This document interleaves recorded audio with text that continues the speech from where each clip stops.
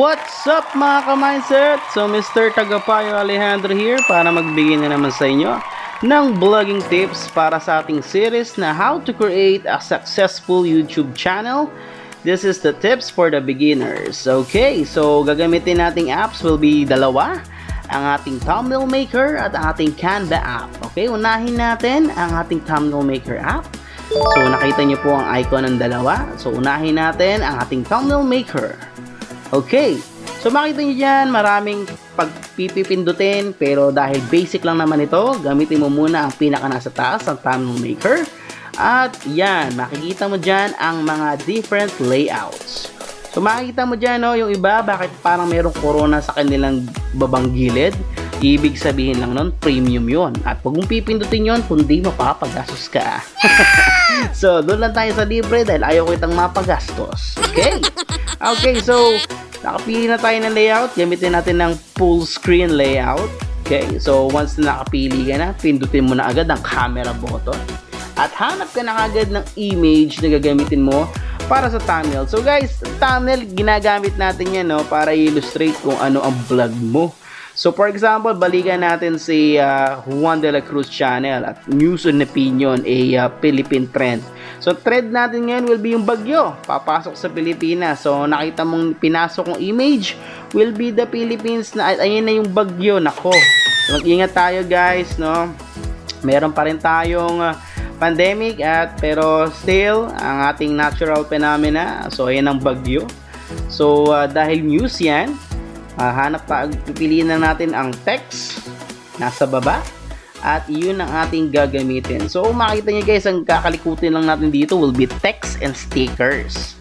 So huwag mo na kalikutin yung iba dahil dito muna tayo sa basic. Okay, so type here, type mo na kung anong gusto mong headline dyan o yung kasama doon sa pinaka title na gagamitin mo. So guys, make sure na sangkap ng iyong thumbnail ang iyong title, yung keywords doon, no? So gagawa ko ng separate video dyan regarding sa keywording or yung mga keywords, description at tagging. Importante yan guys. So isa-isahin lang natin para malunok natin ito at ma-digest ng mabuti. So tinipe ko dyan guys, typhoon will hit the Philippines this May. Okay, so para ma-aware ang ating mga kababayan na lang subscriber ni Juan de la Cruz channel na mayroong bagyo. Dahil yung iba hindi na nanonood ng balita, nag-YouTube na lang at nagti-TikTok. Okay, so pili ka dyan ng iyong font style. So different font style. So golden tip guys. So make sure na magbe-blend ang iyong title at mag-stand out siya dun sa iyong image. So huwag ka na marami siya kinakalikot dyan. So doon ka lang dun sa pinaka-basic muna. Okay, so kapag biyasa ka na, doon ka na mga likot, okay? Okay, so typhoon will hit the Philippines. Ito, medyo bagay-bagay itong font style na ito. Okay, so ipwesto mo lang siya ng maigi at siguraduhin mong di matatakpan ang main image na gusto mong ipakita sa iyong mga audience. Okay, so nakalagay na siya. I-check mo na lang yan. Okay guys, so susunod natin is lagyan natin ito ng malupit na sticker or yung malupit na image na pandagdag sa kolorete ng iyong thumbnail. So ang ayaw natin dito is sobrang lagyan mo ng, alam mo na, parang palabok. Okay, may napundot po akong corona. Ayan, ang nangyari kapag mayroong crown is pupunta siya kagad dun sa premium na utusang kanyang bumili. So dahil ayaw mong mapagastos, wag muna. Okay, nakapili ako dito ng shock na emoji. Emoji ba tawag dyan? Emoticon at kung ano pa man, kaartehan. Ilagay mo na, ipwesto. Yan, nilagay ko siya doon sa West Philippine Sea. Hindi South China Sea guys. Joke lang. Okay, so that's it. Pagka-check mo dyan doon sa upper part na nakita mo kanina, is tapusin mo lang yung 5-second ad, no? Pagbigyan mo na yan, yan lang na may gusto niya. Dahil libre ka naman yung tinulungan sa iyong thumbnail. Okay. So, once isa-save mo na yan, dahil mo nang i-direct out, may napindot na naman akong premium. Nako po, ayan na po mga presyo. Nako.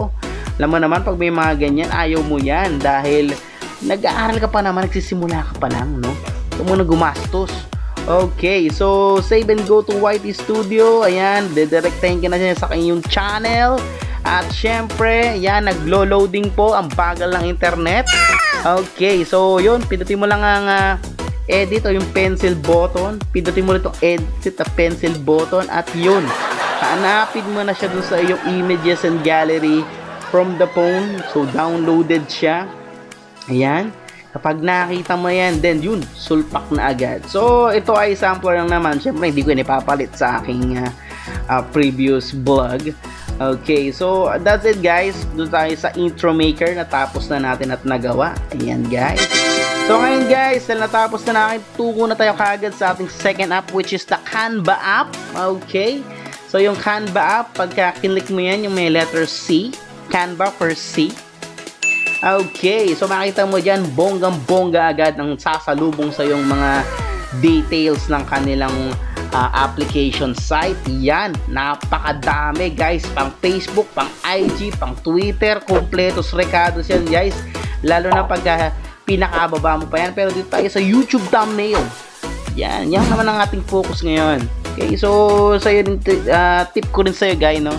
Tuloy guys, so kayo masyadong usan-san tumitingin, doon lang kayo mag-focus sa isang bagay, masterin nyo yun. Yan, so namimili na tayo ng app na babagay dun sa ating kaninang ginawa. So maggagawa tayo dito ng contrast and comparison, no guys, parang pop-up plot kay intro maker tsaka kay Canva, at mamili kayo kung anong gusto nyong gamitin. Kung susundin nyo ba aking suggestion na mag-Canva app na lang kayo kaysa kay intro maker kapag medyo bihasa na kayo at marami-rami ng inyong vlogs. Okay, so edit, pagka nakita mo na yon, at syempre papalitan natin yung image dahil yan po ay copyrighted ni Canva, hindi mo yan pwedeng gamitin, kaya nga meron silang watermark. Ayun, so gagamitin natin guys yung image natin kanina, since magkakaroon tayo ng compare and contrast regarding these two apps. Okay, so typhoon will hit the Philippines, so same goes to sa kanina nating title na ilalagay sa ating thumbnail. So makikita mo dyan habang tinatype ko is hindi siya magkasya, so palitin mo yung font size. So nakita mo pindot ko, no?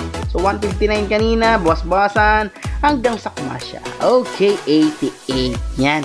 So I think medyo malinaw-linaw pa rin at mababasa yun, at di pa naman masyado natatakpan ng Pilipinas yung bagyo. Yan guys, so kung makikita mo dyan guys, so typhoon will hit Philippines this May. Medyo simple siya, pero I think okay pa din. So very catchy pa rin.